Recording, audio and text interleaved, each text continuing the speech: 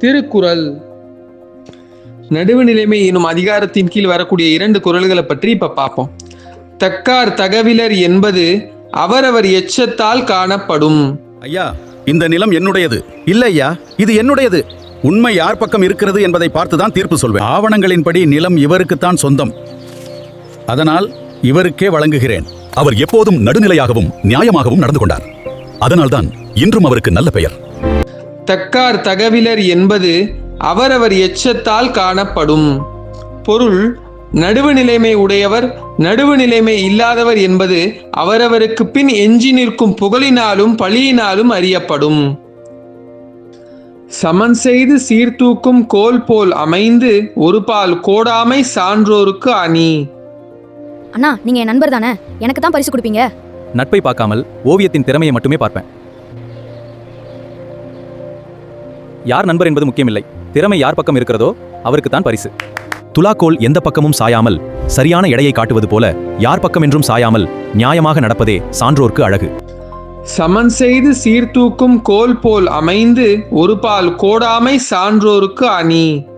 பொருள்: தான் சமமாக இருந்து தன்னிடம் வைக்கப்படும் பொருள்களின் எடையை துலாக்கோல் சரியாக காட்டும். அதுபோல நடுவு நிலைமையுடன் சரியாக செயல்படுவதே சான்றோருக்கு அழகாகும். அணி உவமை அணி. இப்பாடலில் உவமையும் உவமேயமும் இடம்பெற்று உவம உருபு வெளிப்படையாய் வந்துள்ளது.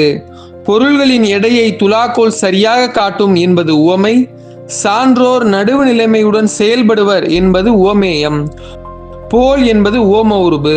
எனவே இக்குறளில் உள்ளது உவமை அணி ஆகும். கூடா ஒழுக்கம் எனும் அதிகாரத்தின் கீழ் வரக்கூடிய 2 குறள்களை பற்றி இப்ப பார்ப்போம். வலியில் நிலைமையான் வல்லுருவம் பெற்றம் புலியின் தோல் போர்த்து மேய்ந்தற்று.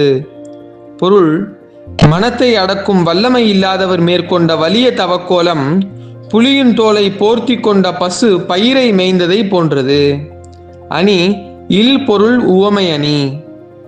உலகில் இல்லாத ஒன்றை உவமையாக கூறுவது இல் பொருள் உவமை அணி ஆகும்.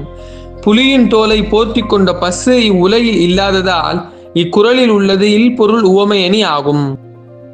வலியில் நிலைமையான் வல்லுருவம் பெற்றம் புலியின் தோல் போர்த்து மேய்ந்தற்று.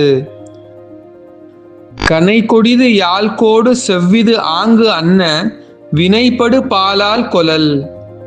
பொருள்: நேராக இருந்தாலும் அம்பு கொடியதாக இருக்கிறது, வளைவுடன் இருப்பினும் யாழின் கொம்பு இனிமையை தருகிறது. அதுபோல மக்களின் பண்புகளை அவரவர் தோற்றத்தால் அல்லாமல் செயல் வகையால் உணர்ந்து கொள்ள வேண்டும்.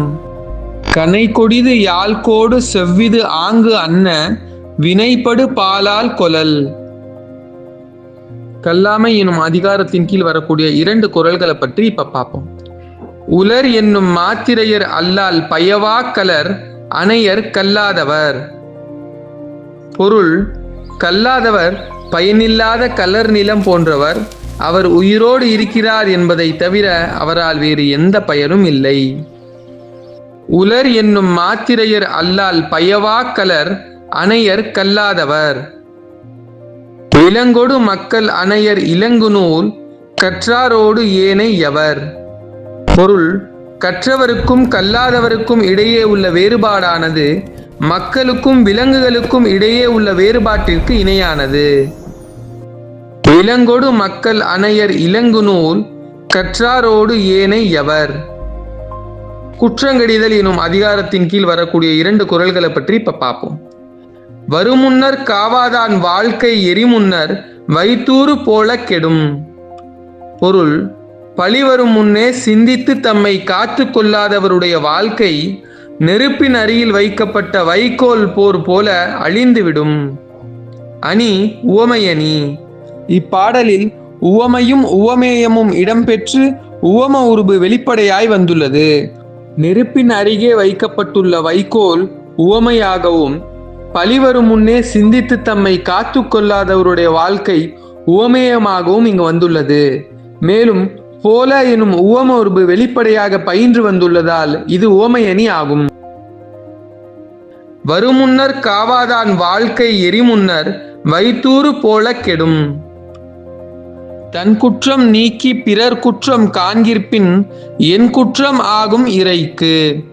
ஹெல்மெட் போடாம ஏன் வேலை செய்றீங்க? சார் அடடா, நானும் போடலையே.